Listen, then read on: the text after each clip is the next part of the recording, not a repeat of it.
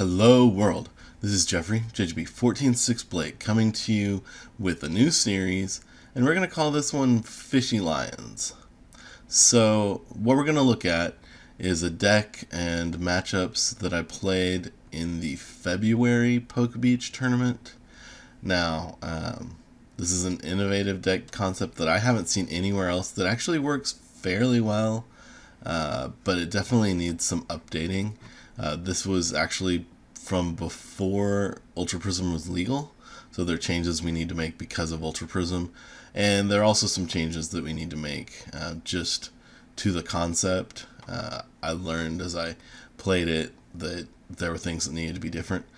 But first we're just going to look at it as is, and then after we've looked at a few matches, in a couple weeks, we'll go over the changes that I think will improve the deck.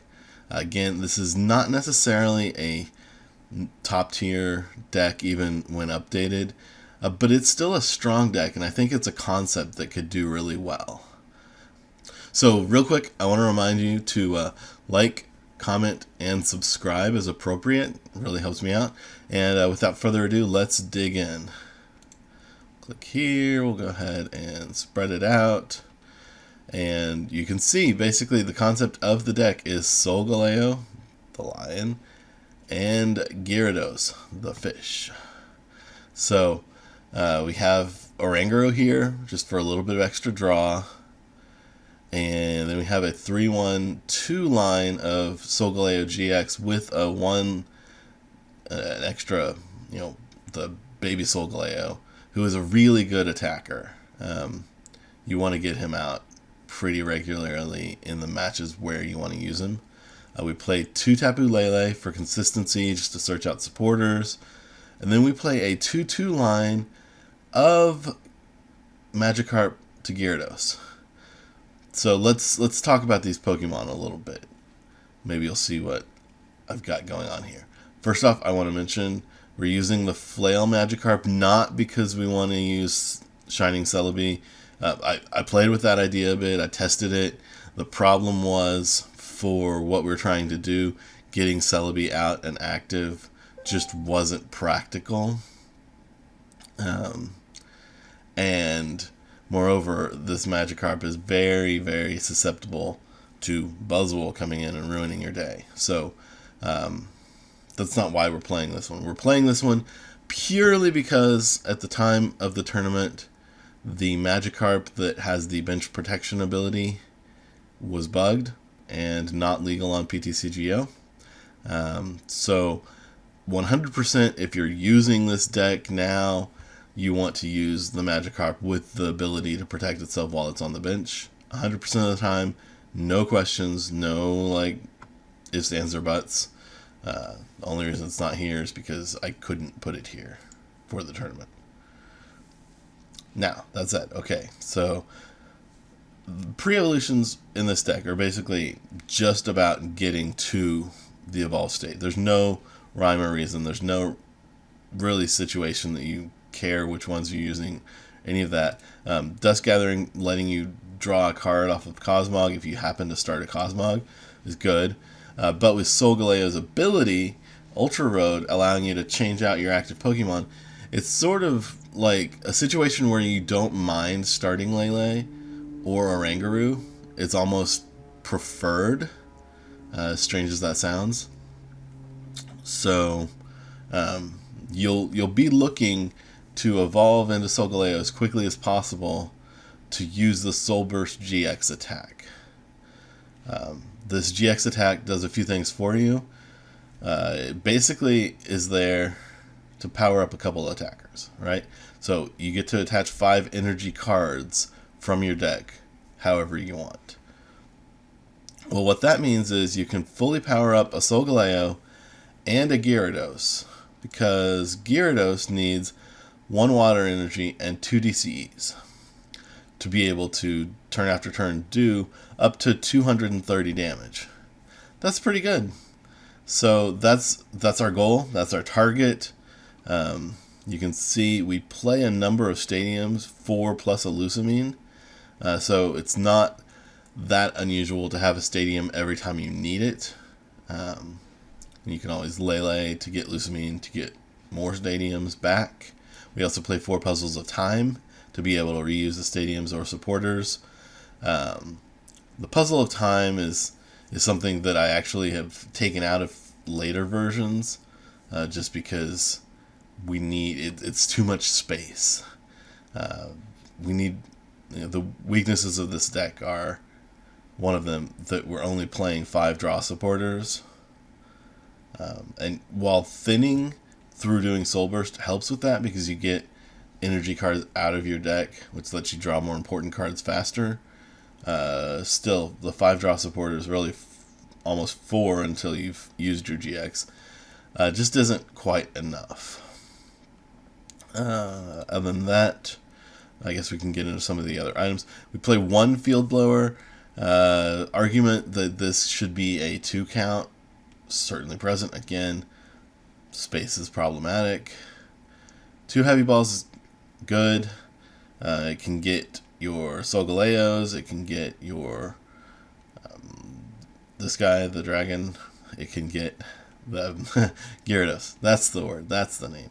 And it can get your Cosmoem. Again, Puzzle of Time. Just 2 rare candies because most of the time we're actually going to be playing Skyla to get them. This wasn't a problem. Surprisingly, I was able to get the rare candy into Solgaleo fairly frequently, much more frequently than I would have expected, given the lower count than a lot of Stage 2 decks play. Of course, we're playing Special Charge and Super Rod to get back energy and or Pokemon. However, we're only playing 5 basic energies, so bear that in mind. Usually the Super Rod is pretty much just 4 metal energy. That's that. Naturally, 4 Ultra Ball we're playing just to get Pokemon. And then the stadiums we're playing 1 Brooklet Hill, 2 Fairy Garden, and 1 Parallel City. So Brooklet Hill helps you get Magikarp. It's sort of mostly useful in the very beginning of the game. I don't know that this is even the best stadium. I think replacing this with a Mount Coronet or 2 is probably better. Fairy Garden is actually really good because we're playing Rainbow Energy and we're playing a deck that has lots of high retreat cost Pokemon.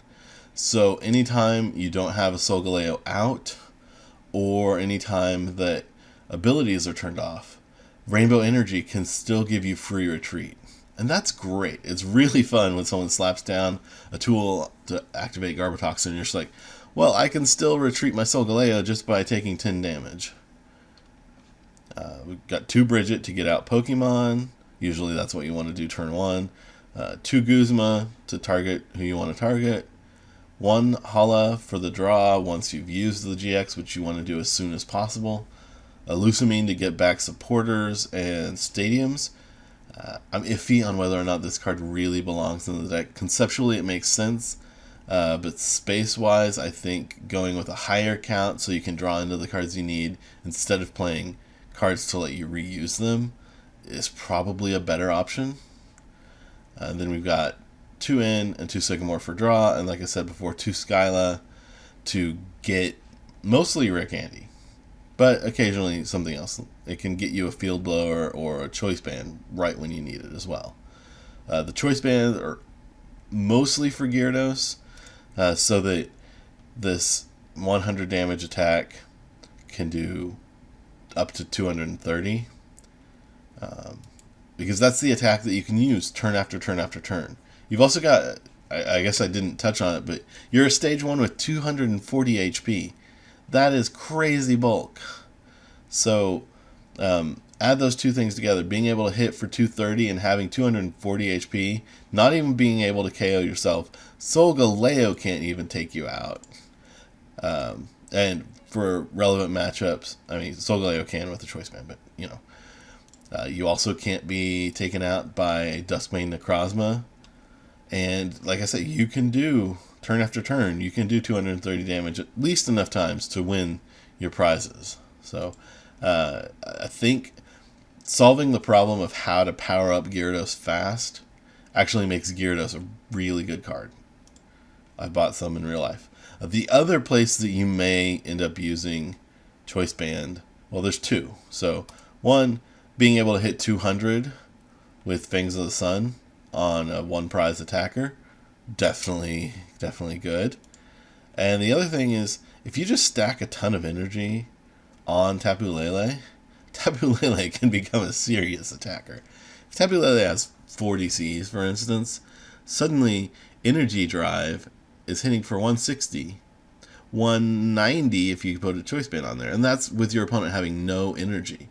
So it's not your ideal situation because there's like no bulk to Tapu Lele whatsoever, but it can do some damage and it can win some games. There have been times that I've had to do that and it worked out. Other than that, we should touch on our energy counts. So we have 4 DCEs. DCEs for Lele, DCEs for Gyarados. We like it. We have 4 rainbow energies. Because the rainbows can go on to Solgaleo, they can go on to Gyarados, they can go on to anybody. And they count for the basic energy requirements. And like I said, they provide the free retreat when you have Fairy Garden out. We have 4 metal energies because ultimately we want to be able to get the metal energies back with Super Rod. These two together are sort of the reason we're playing. Well, we can't play more rainbow energies than this, but even playing like a unit energy and having to use special charge, you don't get enough of them back. I could see actually considering changing Super Rod here into an energy recycler, except that you rarely need to get more than 3 back, because usually you'll still have at least 1 attached somewhere, and the water energy will be attached to Gyarados. So being able to get more than 3 back doesn't really matter. Occasionally being able to get a Pokemon back is good, so I guess I'd say keep it as it is. And I think that's the deck. Basically, the idea is use Solburst GX, power up some big beefy Pokemon that can't be knocked out easily, and then use him as your big beefy Pokemon to take some KOs, and use Gyarados as your other big beefy Pokemon to take some KOs. That's pretty much it. But it's a lot of fun being able to just sit up there. The one thing you have to watch out for, actually, Bulu is one of the worst matchups if your opponent is paying enough attention, and if you're not able to target out their Grubbin / Vigavolt lines fast enough. Because electric weakness, once someone realizes that Gyarados is a thing, they will start attacking with Vigavolt, and that ruins your day. You can handle Bulu, you laugh at Bulu, but Vigavolt just takes you out. But anyway, so that's the deck in a nutshell, and we'll be back with another video hopefully tomorrow showing this deck in action, and I think that's the size of it.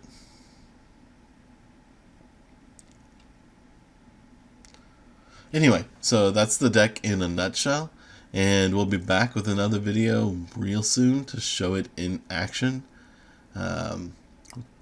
Other than that, I guess I'd just like to say please like, comment, and subscribe as appropriate. I appreciate it, and I'll see you next time.